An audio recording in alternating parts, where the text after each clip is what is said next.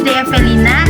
Saya dari Universitas Islam Negeri Sumatera Utara dengan program studi Tadris Bahasa Indonesia. Di sini saya akan menceritakan sebuah kisah legenda yang berasal dari Sumatera Utara, yaitu legenda Batu Gantung. Batu Gantung merupakan salah satu ciri khas wisata Danau Toba. Batu Gantung selalu menarik perhatian para turis yang datang berkunjung ke Danau Toba. Danau Toba berletak di Sumatera Utara, lebih tepatnya di Pulau Samosir. Jika wisatawan menyusuri Danau Toba, maka wisatawan akan menemukan batu gantung yang terletak di Parapat. Keberadaan batu gantung ternyata memiliki asal muasal yang diyakini oleh masyarakat yang dikenal dengan legenda Batu Gantung. Konon pada zaman dahulu di sebuah desa di tepi Danau Toba hiduplah sepasang suami istri. Suami istri tersebut memiliki seorang anak gadis cantik. Anak gadis cantik tersebut bernama Seruni. Selain cantik, Seruni juga merupakan anak yang berbakti kepada kedua orang tuanya. Ia selalu bersikap sopan dan rajin membantu pekerjaan orang tuanya. Suatu hari, Seruni harus berpisah dengan laki-laki pujaan hatinya yang bernama Sidoli. Karena Sidoli harus pergi merantau untuk mengumpulkan uang sebagai biaya pernikahan. Danau Toba dan batu-batu yang ada di sana menjadi saksi Sidoli dan Seruni. Seruni pun berkata, "Doli, berjanjilah kau akan kembali."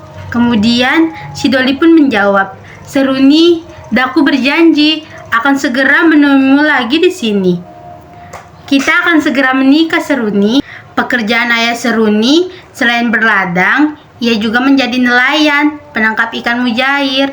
Akan tetapi, hasil dari nelayan tersebut digunakan ayah Seruni untuk berfoya-foya hingga ayah Seruni terlilit hutang yang sangat banyak.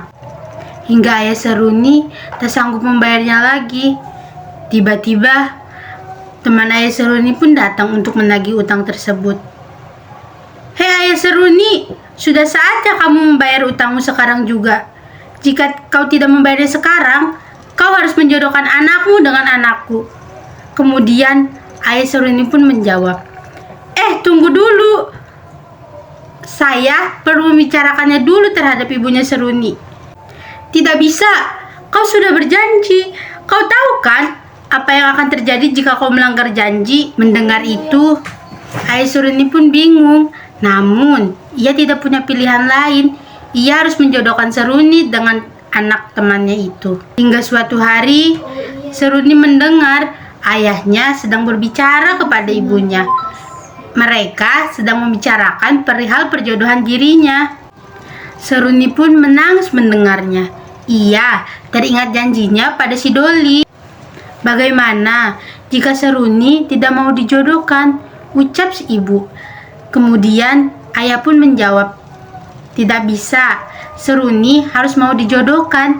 Jika tidak, kita dalam bahaya besar." Esokan harinya, Seruni pergi ke ladang seperti biasanya.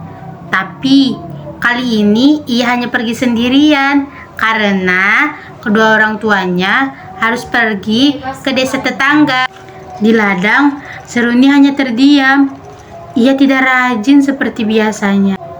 Wajahnya muram. Sesekali si Toki, anjingnya, menggonggong kepadanya. Si Toki menggonggong untuk menarik perhatian Seruni. Namun, Seruni hanya melihat sekilas, lalu kembali melamun. Seruni sudah tidak tahan menahan kesedihannya. Ia butuh seseorang untuk mendengar keluh kesahnya. "Toki, aku sedang bersedih. Aku bingung. Ayahku menjodohkanku dengan orang lain, tetapi aku sudah punya kekasih hati. Jika aku tidak menuruti ayahku, maka ayah dan ibuku akan dalam bahaya. Namun, jika aku menuruti ayahku, aku tidak sampai hati membuat si Doli kecewa. Aku harus bagaimana, Toki?" Tangis Seruni pun pecah. Si Toki pun bingung melihat majikannya menangis. Dia mengendus-endus di pangkuan Seruni. Dengan berderai air mata, Seruni pun bergegas berjalan menuju Danau Toba. Si Toki pun segera mengikuti kemana majikannya pergi. Toki pun bingung melihat majikannya berjalan sangat cepat ke tepi Danau Toba. Majikannya pun berjalan menuju tebing di tepi Danau Toba. Si Toki yang melihat itu segera menggonggong kepada Seruni. Ia berulang kali menggonggong kepada Seruni. Tiba-tiba Seruni yang sedang menangis terperosok ke dalam lubang yang sangat besar hingga masuk ke dalamnya. Lubang yang sangat gelap membuat Seruni ketakutan dan segera berteriak meminta tolong kepada si Toki, anjing kesayangannya. "Tolong, Toki, tolong, Toki, tolong." Namun Toki hanyalah seekor binatang.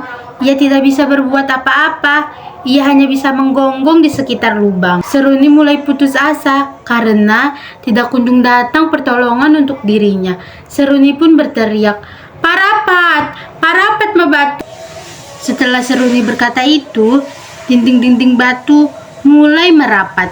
Semakin lama, semakin merapat dan menghimpit tubuh Seruni. Melihat kondisi majikan yang tidak tertolong, si Toki pun segera berlari untuk pulang.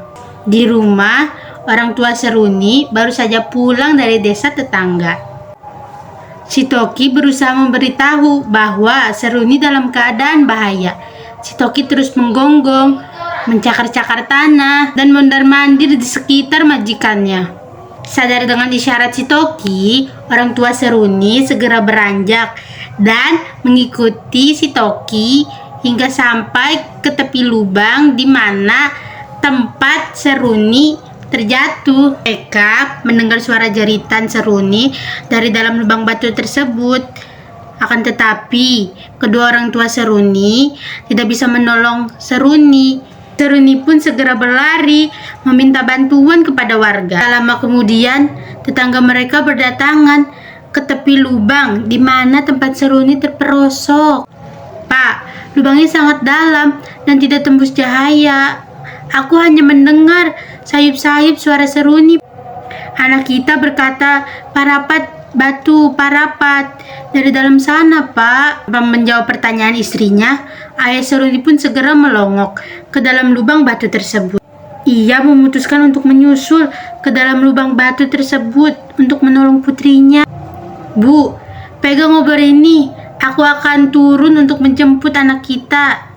Kemudian ibu Seruni pun menjawab, "Pak, jangan gegabah. Lubang ini sangat dalam dan berbahaya." "Benar, Pak. Lubang ini sangat gelap dan berbahaya," ucap salah satu tetangga.